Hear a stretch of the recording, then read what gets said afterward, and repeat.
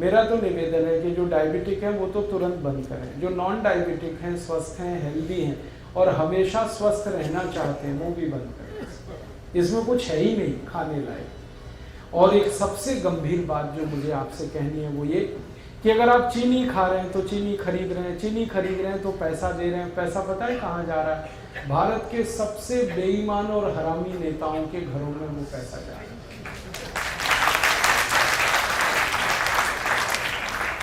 आप जानते हैं सारी चीनी मिलें भारत के मोस्ट करप्ट पॉलिटिशियंस की। महाराष्ट्र में आओ, आपको मैं दिखाता हूं, जितनी चीनी मिलें महाराष्ट्र में है सब एक से एक भ्रष्ट नेताओं की। कर्नाटक में आ जाओ, वहां मैं आपको दिखाता हूं, सारी चीनी मिलें भ्रष्ट नेताओं। तमिलनाडु में, आंध्र प्रदेश में, पश्चिमी उत्तर प्रदेश में, सारे देश में जितनी चीनी मिलें हैं, मुश्किल से 1% चीनी मिलों को छोड़ दिया जाए जो सरकारों की हैं, बाकी सब भ्रष्ट और महाभ्रष्ट नेताओं की। और ये सारे भ्रष्ट नेताओं की एक लॉबी है जिसको शुगर लॉबी कहते हैं, और ये शुगर लॉबी सबसे भ्रष्ट है भारत। कोई भी कानून बदलवा दें, कोई भी नियम बदलवा दें, इस लॉबी की इतनी ताकत है। आपके खिलाफ कानून बदल जाए, आपके खिलाफ कोई नया कानून बन जाए, ये शुगर लॉबी ऐसे खेल खेलती है। और मुझे दुख है कि आप एक तरफ भ्रष्टाचार खत्म करने के लिए सोचते हैं और सारा पैसा आप चीनी खरीद खरीद के ऐसे नेताओं को दे रहे हैं जो और ज्यादा भ्रष्ट हो रहे हैं और ताकत उनकी बढ़ रही। भारत की संसद में अगर ईमानदारी से आप सांसदों का देख लेंगे ना हिस्ट्री ज्योग्राफी, तो 70% से ज्यादा सांसद इस शुगर लॉबी के हैं और इन्होंने कंट्रोल कर रखा है पूरे देश की पॉलिटिक्स को। प्राइम मिनिस्टर कोई बने, चलती इन्हीं की है और हर पार्टी में घुसे हो। और ये एक भी ऐसा कानून नहीं बनने देते जो चीनी के खिलाफ जाए। आपको मालूम है गन्ना सबसे सस्ता खरीदा जाता है इस देश में और चीनी सबसे महंगी बिकती है इस देश में। ये क्या चक्कर है भाई? लूट रहे हैं ये सारे देश। गन्ना किसानों को 3-3 साल पेमेंट नहीं करते ये चीनी मिल वाले। किसान बेचारे तड़पते, परेशान होते, चक्कर काटते रहते और पेमेंट होता है तो भी सबसे कम कीमत वाला, और चीनी सबसे महंगी कीमत पर बेचते हैं। बीच का सारा पैसा लूट के ये अपनी खराब राजनीति को और देश के ऊपर गलत कानूनों को थोपते रहते हैं। तो अगर आप चाहते हैं कि ये देश करप्शन फ्री हो और इस देश के भ्रष्ट नेताओं को हम किनारे करने में कामयाब हों, तो शुगर लॉबी को अटैक करना पड़ेगा। और शुगर लॉबी का अटैक हिंदुस्तान का हर गरीब आदमी कर सकता है। वो चीनी छोड़ दे। जैसे ही आप चीनी खरीदना बंद करेंगे वैसे ही आपका पैसा भ्रष्ट नेताओं के हाथ जाने से बचेगा। फिर आप उसकी जगह गुड़ खरीद लो। गुड़ जब आप खरीदोगे तो वही पैसा किसी गरीब किसान के घर में जाएगा और गरीब किसान को आपकी बहुत मदद चाहिए क्योंकि वो नंगा है, भूखा है, आत्महत्या करने के लिए मजबूर है। हर साल इस देश में 56,000 किसान आत्महत्या कर रहे हैं। क्यों? क्योंकि उनके घरों में पैसे नहीं है। पैसे क्यों नहीं है? वो जो कुछ भी पैदा करते हैं गन्ने के रूप में, चीनी मिल वाले 3-3 साल तक उनके पेमेंट नहीं करते। बेचारे किसान कहां से खाएं? और उनका हाल तब और खराब होता है कि जब गन्ना मिल से, चीनी मिल से पेमेंट नहीं आया, वो अपने बैल बेचते हैं, गाय बेचते हैं, घर की संपत्ति बेचते हैं और जब कुछ नहीं बचता बेचने को तो आत्महत्या करते हैं। तो इन किसानों को अगर बचाना है और उनको मदद देनी है तो आप गुड़ खरीदिए। गुड़ का पैसा सीधे उनके घर में जाता है। मैंने एक नहीं हजारों किसानों से ये बात की है कि मान लो आज आपका गन्ना जो चीनी मिल में जा रहा है, यही गन्ना आप गुड़ बनाने के उपयोग में लाएं और गुड़ बेचें तो आपको किस में लाभ है? सब किसान कहते हैं गुड़ बेचने में हमें बहुत लाभ है। वो कहते हैं एक तो कैश पेमेंट मिलता है हमको और ज़्यादा पैसा हमारे घर में आता है और खर्चा हमारा कम होता है। और चीनी मिल में 3-3 साल तो पेमेंट नहीं मिलता और सबसे कम कीमत देते हैं ये सारे चीनी मिल वाले। चीनी मिल वालों ने कार्टेल बना रखा है और गन्ना किसानों का कोई कार्टेल नहीं, समूह नहीं, तो उनका शोषण। तो आप गुड़ खरीदेंगे तो पैसा गरीब किसानों को मिलेगा। और मेरा ये कहना है कि आप गुड़ खाएंगे तो आपके शरीर को भी फायदा है, क्योंकि उसमें पोषक तत्व तो बहुत ज़्यादा हैं और चीनी में तो कुछ है नहीं। और गुड़ खरीदेंगे तो पैसा गरीबों तक जाएगा।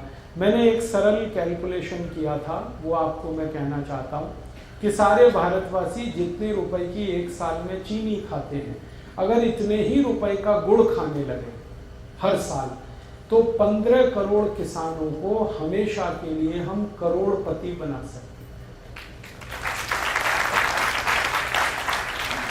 माने 15 करोड़ किसान हमेशा के लिए करोड़पति हो जाएं, वो कभी भी गरीब ना रहे, उनका घर समृद्धि से भर जाए, संपत्ति उनके यहाँ इतनी हो जाए, हम इतनी बड़ी मदद उनकी कर सकते। हम अपनी तो मदद करेंगे ही गुड़ खा के, हम हमारे गरीब किसानों की भी मदद करेंगे।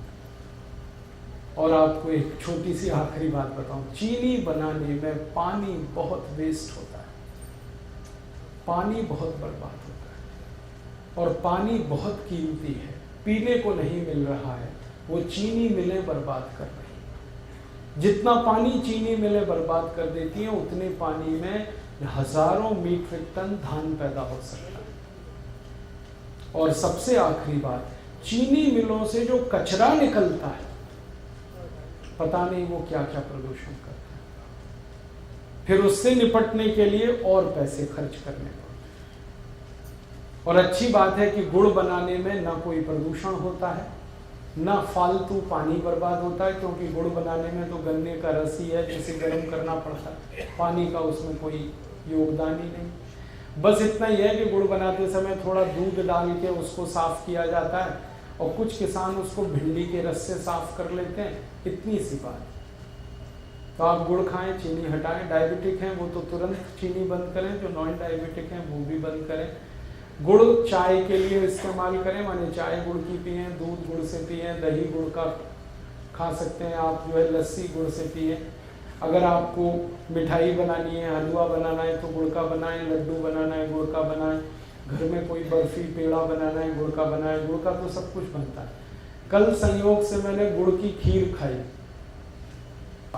और पीछे थोड़ा गुड़ खाओ, जरूर खाओ, थोड़ा सा ही खाओ लेकिन खाओ। क्यों? ये थोड़ा सा गुड़ पूरे भोजन को पचा देने में बहुत बड़ी मदद करता है। आप कुछ भी खाना खाएंगे, उसको हजम होने में, डाइजेस्ट होने में सामान्य रूप से 6 घंटे लगते हैं, लेकिन अगर आपने गुड़ खा लिया तो 4 घंटे में ही वो खाना आपका पचेगा। ये गुड़ पर हमारे आयुर्वेद की सबसे बड़ी रिसर्च। तो आप खाने के बाद गुड़ जरूर खाएं, खाना जल्दी पचेगा।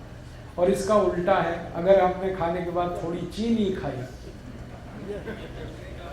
तो ये खाना तो पचेगा नहीं कम से कम 8 घंटे तक, और वो चीनी को पचाने में पूरा खाना बर्बाद हो जाएगा, लेकिन चीनी पचेगी नहीं। फिर चीनी में एक केमिकल जो हमेशा याद रखिए आप, वैसे तो केमिकल उसमें बहुत है, लेकिन एक आपको जल्दी याद हो जाए, सल्फर सबसे खराब केमिकल। बिना सल्फर के चीनी नहीं होती। चीनी का अस्तित्व सल्फर से है। तो सल्फर वो केमिकल है जिसको गंधक कहते हैं। गंधक वो है जिसको दिवाली पर पटाखे बनाने में इस्तेमाल किया जाता है। हमारे बच्चे जो दिवाली में पटाखे चलाते हैं ना, वो सब गंधक से बनते हैं, और वही गंधक चीनी में इस्तेमाल हो रही है।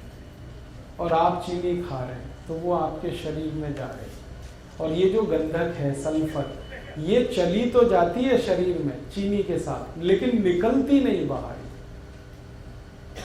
हमारे शरीर की ऐसी व्यवस्था है जिसमें कोई गंदगी, कोई कचरा गया तो या तो यूरिन के साथ निकल जाएगा, पेशाब के साथ, नहीं तो स्टूल के साथ, मल के साथ, नहीं तो पसीने के साथ निकल जाएगा, कभी जरूरत हुई तो बलगम के साथ निकल जाएगा। भगवान ने व्यवस्था बना रखी। लेकिन चीनी का जो सल्फर है ये नहीं निकलता, ये जमा होता रहता है, रक्त में जमा होता है, खून में जमा होता है, और एक लिमिट जब ये क्रॉस कर जाता है तो खून में कचरा, जिसको हम कोलेस्ट्रॉल कहते हैं, वो बढ़ता है। और कोलेस्ट्रॉल वो खतरनाक शैतान है जिसके कारण 103 बीमारियां आती हैं।